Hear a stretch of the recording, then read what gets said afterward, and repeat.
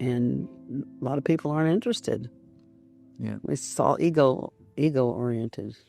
What is one thing that when you were younger, you put a lot of importance on, and as you got older, Wow. what do you think life would have looked like if you could have stopped caring about what others think of you? Let's say at my age of 25, you would have figured that out Oh, and lived by it. I probably would have been involved globally with women.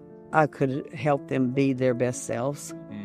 So what I'm understanding is you held yourself back in a lot of ways because of that. Oh, God. If people who are my age could understand that and grasp it, that it doesn't matter what people think of you, given that 85% of people I've asked the question to say that it wasn't worth it, yeah, I'm sure life would look a lot better. So what's your opinion on that? I still think it's a very deep place that you have to be, and you have to know that something's not quite right and not be afraid to ask like you did and say, well, what is that? When I came out of this depression, I had had a counselor for 40 years, and I didn't feel fear anymore. Mm-hmm. I felt freer than I'd ever felt in my life. Yeah. Because the place I was in was I wasn't going to live. I was sitting on the sofa. I couldn't function.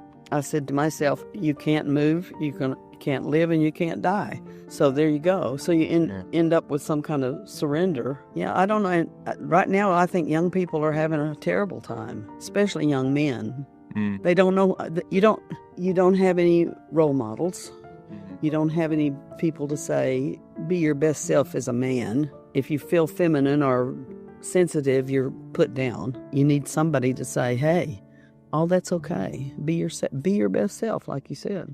What is a big mistake that you've made or a big regret that taught you a valuable lesson in your life? I don't think there's mistakes so much. I think it's what you're learning from.